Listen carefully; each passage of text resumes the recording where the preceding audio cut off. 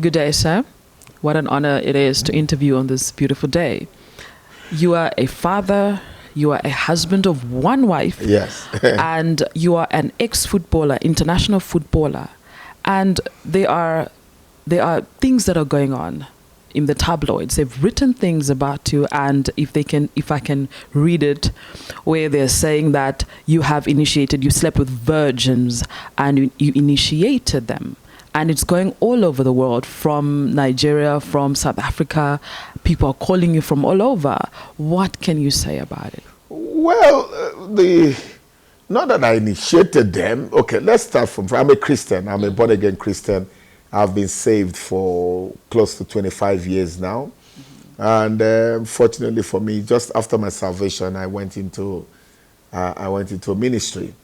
Some years ago, my parents are pastors of Assemblies of God. So I've always been in the church, new church, and but in that, I went into sports. I started by playing table tennis. From table tennis, I went into football. So I was quite young. You know, we're talking about, let's say, 1980. About 90. This happened at about 1980. You know, as a very young man, you wanted to succeed. You wanted to do well in your career, because I decided to play football. And one day I was going to the toilet. In those days, we were in camp, and I was quite young. And as I was about to get into the toilet, I saw like a python, big, massive snake like this. All that I saw was the head. And the face was directly like the camera is looking at me. And I looked at it. I felt something, you know. Now I understand, because I'm a pastor. I'm in deliverance ministry. But I would say something entered me. I really know, because I was an innocent young man that the parents were pastors. I felt something entered me, and I shivered. But I ran back. And I think from there my life changed. My desire to do church, to do the things of God then, I'm talking about almost like 30 years ago, you know, my desire to go to church, do church things just vanished, you know, and I got excited about the things of the world. And before I knew it, there was this urge just to follow women, and I would hear voices. I would hear strange voices that the more women you slept with, the more money you would have. You know, it's not that I went to a cult and cut blood or did this and was initiated into a cult. No. Because I'm a Christian now, I understand what it is. That you call it a spiritual husband or spiritual wife, and there was an external influence, you know. And in that kind of period and time, I had this dislike. I had this dislike for people, normal women. You know, it would be somebody that would be a virgin. I didn't know why. I didn't know why it had to do that, but that was just the urge. You know, it's like some people like fat girls, or like slim girls, tall girls. My desire was, I wanted to befriend you, and I would get into a relationship. You know, I would get into a relationship with the person, you know, but it had to be somebody that was not everywhere. You know, so the story about virgin wasn't like I had an assignment, go and look for a virgin and sleep with a virgin that you get power. No, that wasn't what it is. But in my heart, I just had a preference. I just had a preference that anybody that I would date needed to be pure. And I felt seriously that I knew that something wasn't right with me, in the sense that it was odd. You know, if I sat down there and I had, have you heard of Melissa? She's in going to Christ Ambassadors Church. That girl is pure. That's where my interest will go. And I think because Satan wanted to destroy these people, I would say, and automatically that became my preference. And it continued for years. And I felt that the more I obeyed that voice, that I will have wealth, or that I will become more famous, or that people will know me.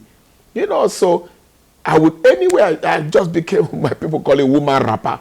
I just got an urge sexual urge to just follow women.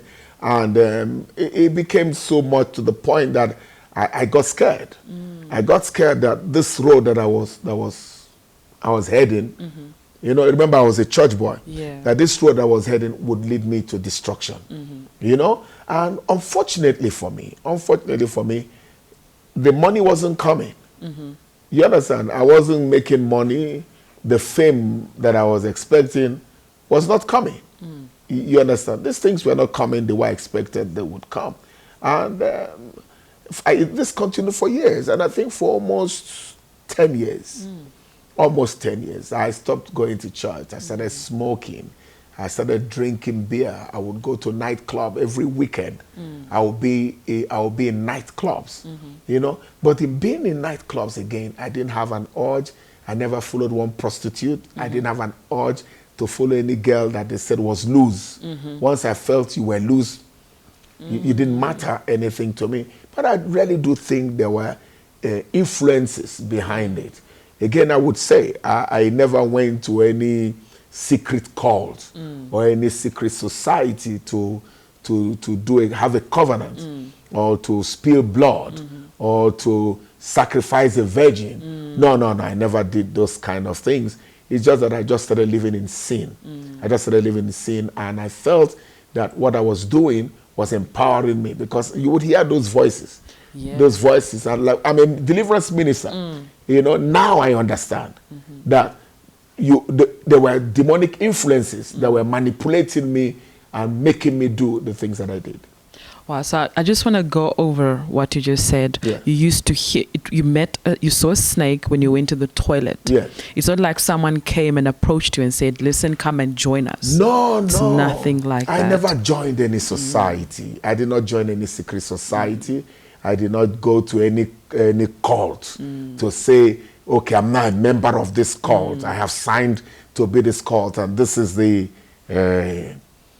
your requirement. You know, get a virgin or bring blood or sacrifice somebody. No, that never happened. It was just a satanic influence. Yeah. You know, the Bible says, and Satan entered Judas. You understand? Judas did not sign for any club or did not make any sacrifice. And he said, what you have to do. So immediately Judas got up to go and betray Jesus. So the spirit that entered Judas at that time was for betrayal. So for me, the spirit that entered me at that time was for me to live a wayward life. You know, because I was a church boy. And it just messed up my life for those 10 years. And in between that period, I started playing football. You understand? And but I was good. Nobody should take away my talent. You know, I was that good. But I still felt that there was a massive influence in my life. And I continued for a long time until I submitted my life to Christ. And how did you submit your life back to Christ? It's a big story. One day, as at this time now, I was playing for a team called Iwayaun. My sister called me. I'd had 2-3 dreams that I was dying, that I was going to die. The dreams were so vivid, you know, and I would hear a counter voice. You will die. Wow. You will die. You will die. So one day I finished playing a game, and I was in Owerri, a place called Owerri, and I drove to Port Harcourt. And my sister was in a hurry to see me. My sister came to me and said, I need to talk to you. I said, what is the problem? She said, I saw you dead. You died. And I'm hearing a voice to tell me to come and warn you. But now they didn't know my lifestyle. I was innocent, handsome, good looking. But nobody knew what I was doing. I didn't share this with anyone. It was an urge that would come. It's not that I was in a secret society. It was an urge that would come. And every time that urge came, I did what I did.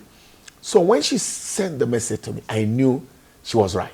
Wow. Because I had the voice. The voice has been heavy that I was going to die. You know, so she said, listen, you will die. I don't know, but I just think something is not right. You are going to die. I said, no problems. Nothing will happen to me. That Sunday, I drove back to my camp, Owerri now. from Port Harcourt. I drove back to my camp in Owerri. Then the next day, which was on a Tuesday, and that Tuesday, if you check, was 1996. The date was 21st of February. Wow. I will never forget. 21st of, if you look at it, you'll find that that date was a Tuesday. Wow. So in the evening, I was with one of my friends, Emeka. While I was watching television, in those days, we used to have a 700 Club. It would come once a week. So that Tuesday, as I was tuning my television, we had about 3 or 4 channels. We had NTA Aba, and NTA Owerri. So as I put this NTA Aba, I saw a woman. And the woman said this on TV, "I have what you don't have." I became angry. I became so angry. I have what you don't have. So what does she have? What does she have that I don't have? You know, I said, I play football for Iwayawo National. They've invited me to the national team. I was driving a Mercedes-Benz. I have some money in my account, small money in my account. I said, what else do I need? You know, the girls, my life was the women. My room was a beehive of beauties. Wow. Women would come. I don't know where they were coming from. They would just come, 6, 7, 8 of them. They would just hang out with me. So my life was just what it was. The little money I had, I would buy beer, I would buy champagne. That was the life I had. And I was playing for one of the biggest teams. So I felt fulfilled that I was living a life. So that night, it was 12 minutes past 7 that this woman came on. She said, my name is Rachel something, I can't remember. And she said, I have what you don't have. I said, what does she have? Immediately, I answered from my spirit because my friend Emeka was there. What does she have that I don't have? Then she said this. Peace. My goodness. Peace. She said, I have peace. The peace that you can't understand. Now, remember my story.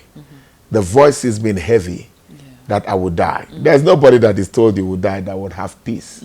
He said, you will die, you will die. And I'm like, ooh, peace, peace. I don't have peace.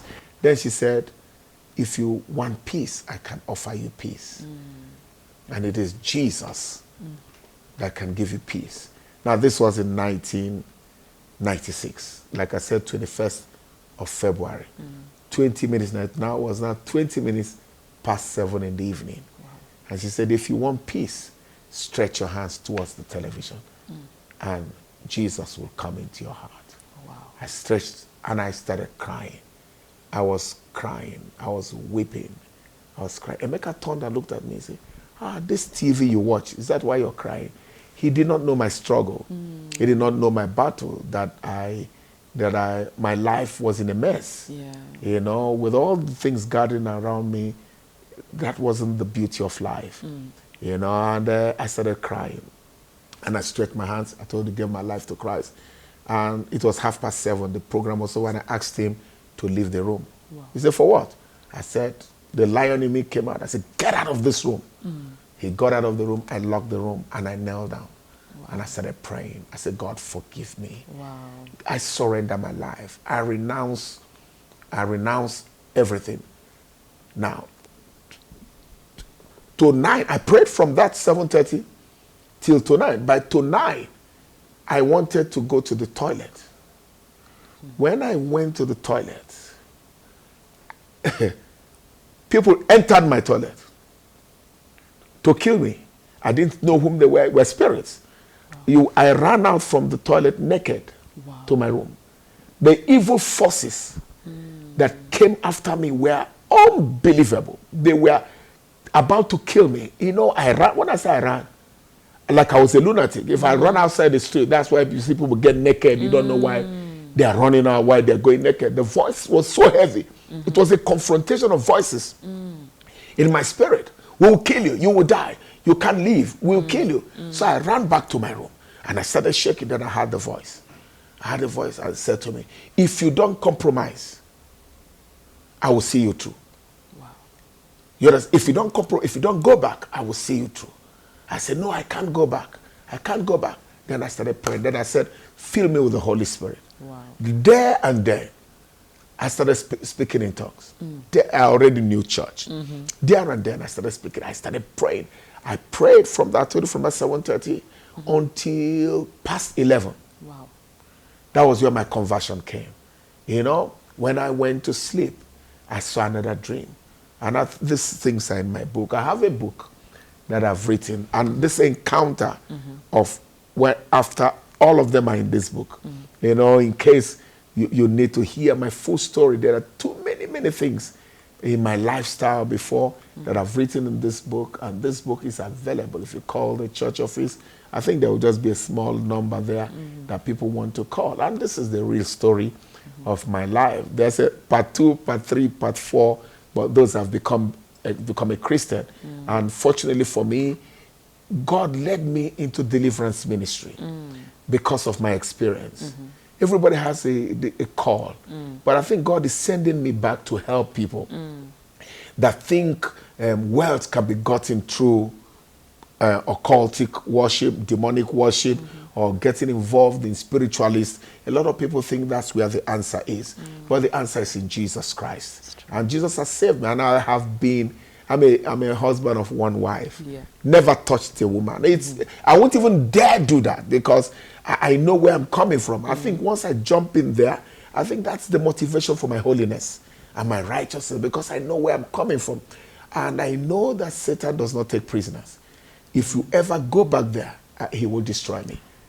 I just want to know, from the day you got saved, how long did those urges ever come back? No. That night, after that night, I didn't know how, but I told I got filled with the Holy Spirit. Yes. Once I got filled with the Holy Spirit, it was a transformation. I stayed off sex because I didn't know who was coming. I didn't know whom they would send. And it has been one of the reasons why I'm pure. I say it, I'm not afraid to say it. I did not kiss my wife. Now you know where I'm coming from. I did not kiss my wife until I married her. Wow. Okay. Now, when I wanted to get married, I wanted to marry a lady before I met my wife. And we were just talking. We would go out for dinner. One day, she held me and wanted to kiss me. I pushed her away because I've always thought that everybody is coming from the camp to initiate me back or for me to go back. And I pushed her. She said, but we're in love. I said, no. I will never see you again. Wow. I cut that relationship because I cannot go back where I'm coming from. And fortunately, when I met my wife, we had the same understanding of purity, and we kept ourselves pure. Our first kiss was when the pastor said, you may not kiss the bride. Wow. And from that day till today, no, it's not possible. I have lived a pure life. I've served God. God has blessed us. We are in Kempton Park. We have a great church of about 2,000 or more people in our church.